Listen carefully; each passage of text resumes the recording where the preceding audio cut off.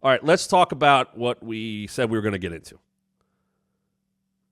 I want to talk about 5 NXT talent / groups that aren't ready to move to the main roster or won't translate to the main roster, and 5 that are, I think, could do it. Let's do it the 5 that aren't. I don't think people are going to like this when I say it. I don't think the D'Angelo family translates to Raw or SmackDown. I like all 4 of those people a lot. Tony D'Angelo has come a very long way from being an NXT 2.0 guy, as Tom mentioned earlier, being in that War Games match. Stacks works his ass off. I think, they had that dude who got busted for steroids or whatever the hell he did, and he popped up in AEW. They moved on from that. They eliminated him. Rizzo has figured, she was one of those athletes in one of those performances. She was in one of those tryouts that they did at the big shows. Luca, I like a lot. I actually had some ideas for Luca Crisafino to do some stuff on the bump, and I thought the gimmick was fun. However, are you going to tell me that Cody Rhodes is going to sell for the family verbally?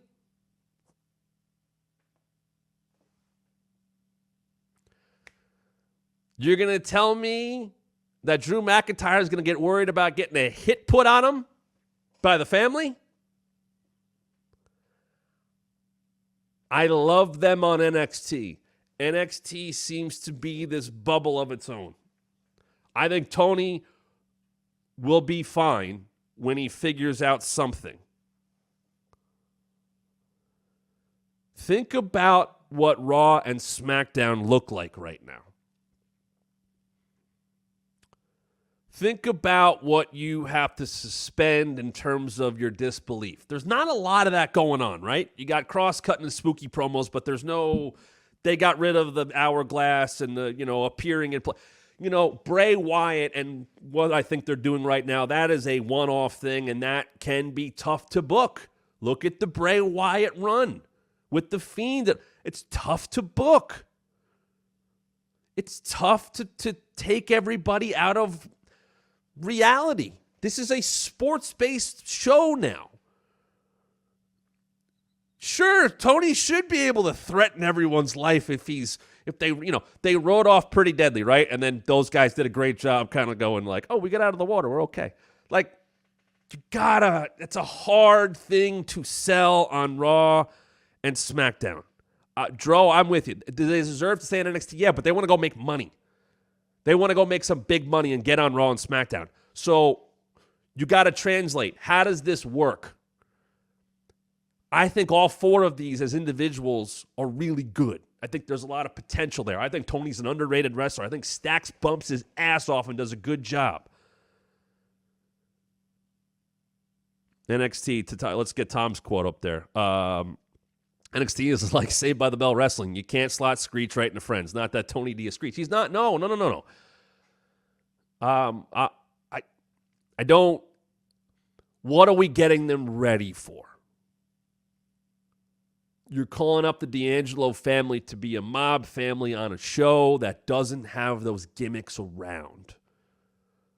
It's not about how good they are. It's about how it works within all the other things that are going on your programs. That's a tough sell. I'm going to put Roxanne Perez on this list. Roxanne Perez came up with a lot of juice, she's the prodigy. And she was, I love wrestling, and I grew up watching wrestling. And I've heard that story a lot of times before. Now she's mean. You people did this, and she's the champ. Okay. Not a great promo. Not that big. A good worker, not great.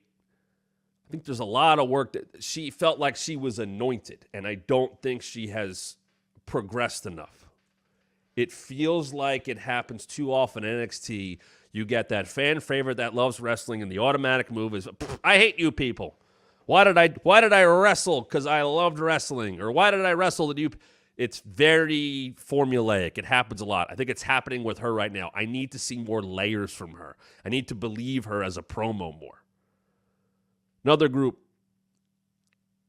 I just think I've seen enough. Gallus, they closed the show with them last week. I'm sorry. I've seen this before. Captain Wiener, big fish, small pond type shit. Yeah, I think Gallus is like, we can run this show.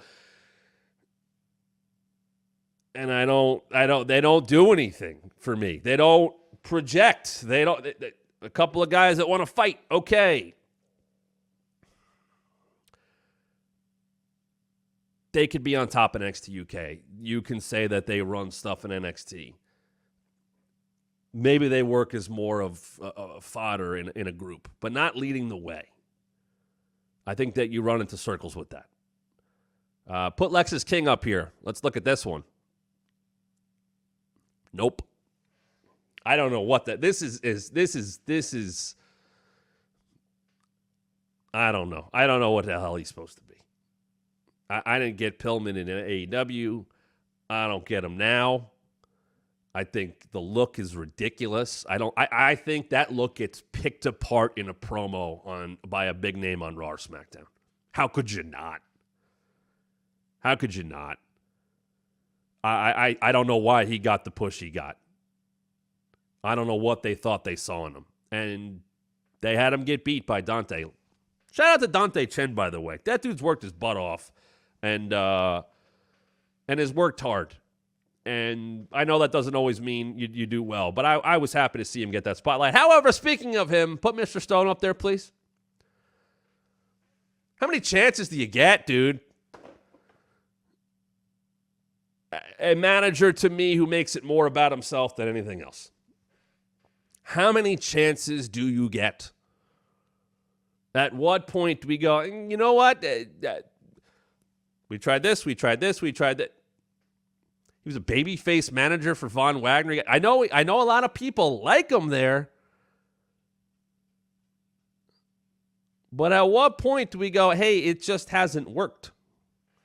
I didn't mind fist pumping Robbie in TNA. But yeah, what has worked with him? At what point do we go, all right, that's enough? So let's go positive here. 5 that I do believe absolutely translate. Some of these will be obvious.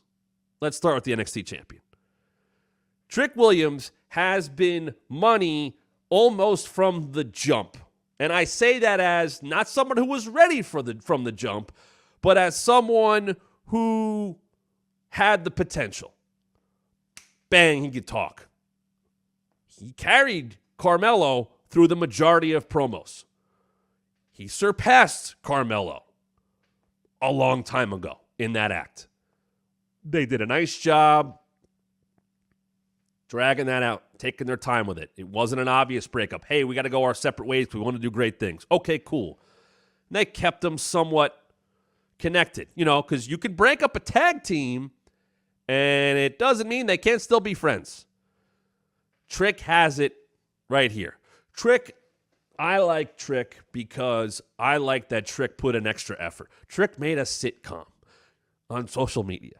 Trick made music videos. Trick knew that this is where the money is at. He's also a big dude in great shape, and the ring stuff is the last thing that he needs. And he's on his way there.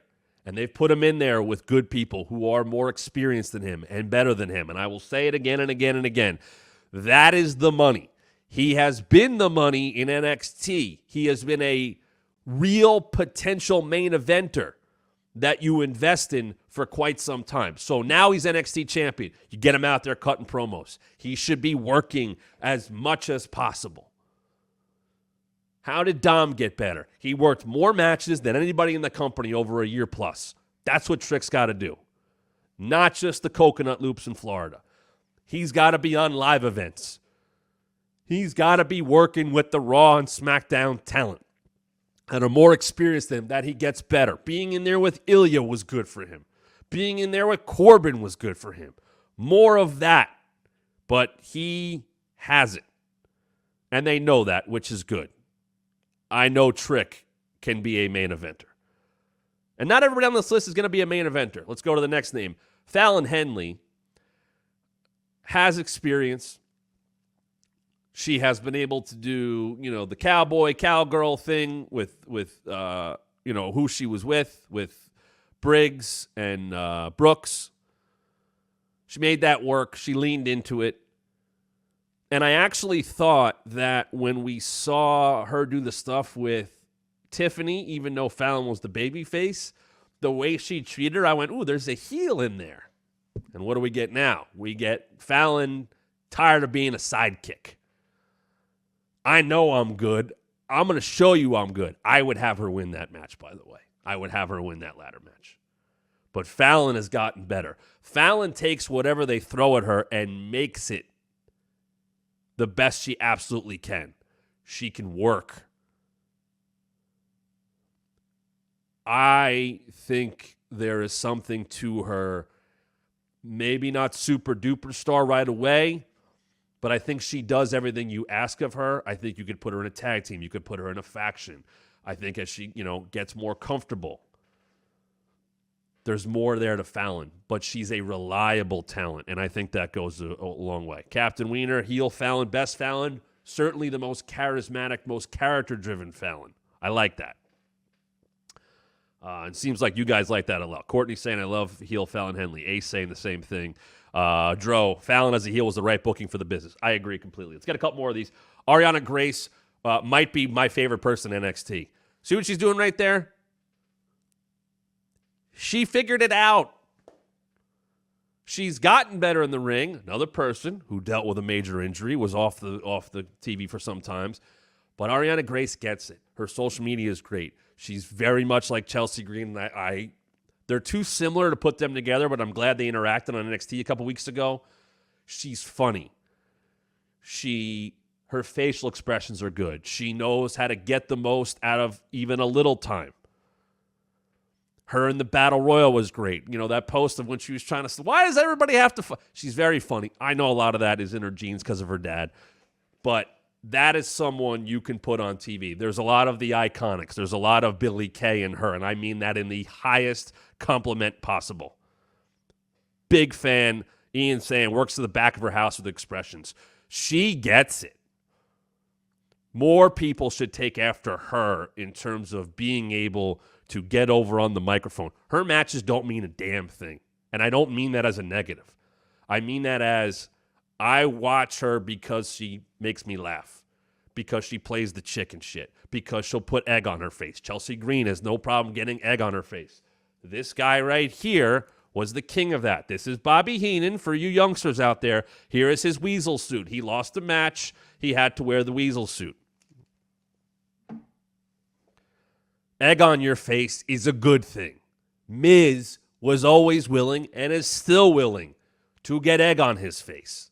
That goes a long way. Captain Wiener, facial expressions are very good. She's super gifable. Yes. And she knows that. And she plays to the camera. And to NXT's credit, they picked that up. That goes a long way. Two more names. I know we're running along, and I don't care because I can. I like Thea Hale a lot. I think there is a underdog, babyface, plucky, firecracker element to her that she showed before Chase U. By the way, one of the best things NXT ever did, one of the best things, was having Thea Hale do the what college I'm going to thing. Much like high school players get in their gym and they got the hats of the different, and she had the Chase. I love that so much. I love Chase U so much. Another one I think that is probably NXT only, but they make the best of it. I've loved all the Chase U stuff. I love Andre Chase. Duke Hudson is probably somebody I would throw in the mix of I would like to see them on Raw or SmackDown because he's very funny. He's subtly funny. He gets it. His old YouTube shows were funny as hell. I think he got in trouble for some of them. I don't care because they tried to keep him under their thumb.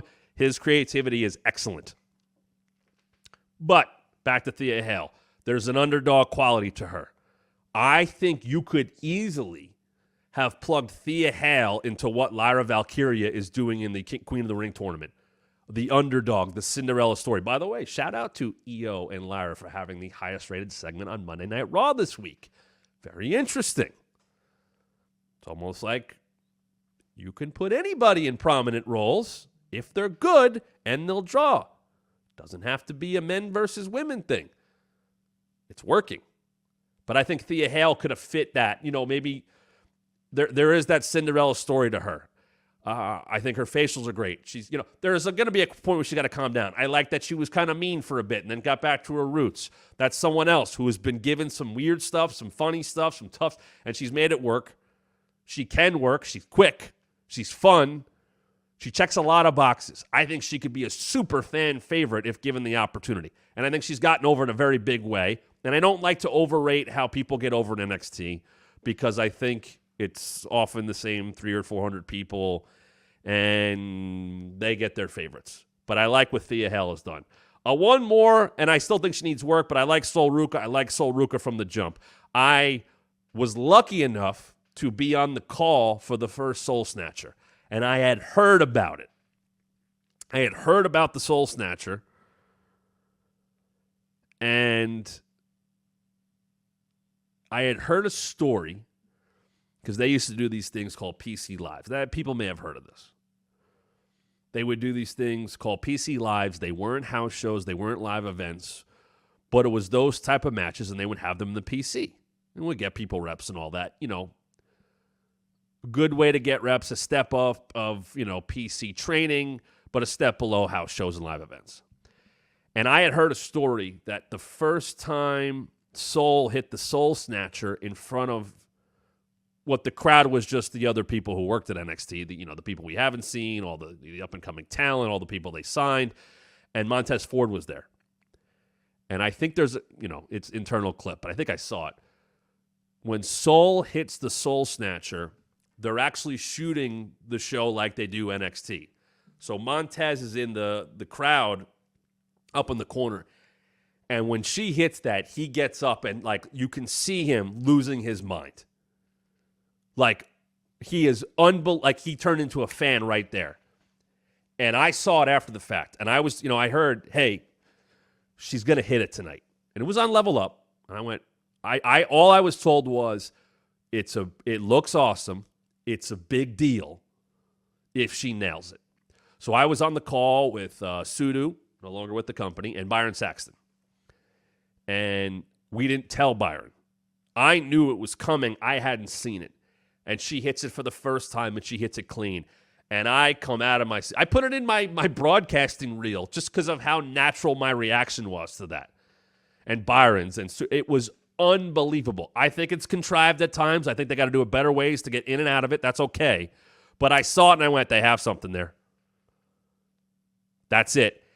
And that show was taped on Tuesday before NXT. So what I would do on those days, if I was going down, I would go down once a month to Orlando. I would fly down to Orlando after Raw Talk on Monday night. I get the first flight out. I would fly into Orlando. I would go to the Performance Center, go through the day of, getting ready for the show and all that stuff. I would call Level Up. But because I had to be on the bump the next morning in Stamford, literally as the last match was about to go into the ring for Level Up, I would call an Uber to take me to the airport. This is real. And I would catch a flight from Orlando back to usually LaGuardia. It was the last flight back that night, 8:30, whatever flight. So I would leave before NXT even started. As soon as that Level Up finished taping, Uber, airport, back to New York. And go do the bump the next morning. And I went in the next morning and I talked to the head of digital and I talked to one of the great people who does the TikToks and stuff there. And I said, listen, you got to go look up this footage. Because they had it. It was a tape show. I said, this move is going to go viral if promoted correctly. And I gave them the head. I said, and everybody went, holy shit. And I said, exactly. Make sure. And and they said, okay, we'll take a look. And they did. And they were ready for it. They were ready to promote it correctly. Because, remember, Level Up's the last show of the week. I mean, now we have Collision and all that. I get it. But, like, it was on after SmackDown, and you had Rampage on. You know, not a lot of people were watching that show, and that's why they did, you know, developmental stuff. I get that. But that... Yes, I did have a lot of Hyatt points, Lauren. I don't have to get those anymore, thank goodness. But I knew that move was a big deal. And it became a big deal, and I went, there is something in her. She has a cool look, the surfer thing. She hasn't cut a lot of promos. I think she'll get there. But there's a super baby face in there, and sometimes a move is enough. It's enough to get people to watch. To the point of, you know, a lot of people have mentioned, I've said this, very gifable, very jumping off the page, something you could put on TikTok. And then when they did it, they showed it from like 4 different angles, and they played our commentary over it. And they got the most out of it. Something I talk about with AEW, connected. Kevin Nash talked about it on his podcast this week. WWE has a lot of tentacles, meaning it's not just Raw and SmackDown and NXT. It's, well, after Raw, you can take stuff to social and make it live that way and take it to TikTok and take it to Twitter and take it to Instagram and get more out of an 8-minute match than just an 8-minute match. That's exactly what they did with the Soul Snatcher. And it's a cool move. And it'll be a cool move when she hits it on Raw or SmackDown. She's still got a ways to go. I think certainly she could be in the conversation to win that Women's North American Championship. But a cool move and a cool look goes a long way. She is in no rush and should be in no rush to get brought up. But there's a lot of potential in Sol Ruca. So there you go. 5 that I don't think will translate because they need some changes or they just don't have it. And 5 I think that are absolutely ready to go. We, once again, want you to subscribe at thewrestlingmatchshow.com. I know I went long today. I could do that. It's YouTube. It's X. Thewrestlingmatchshow.com.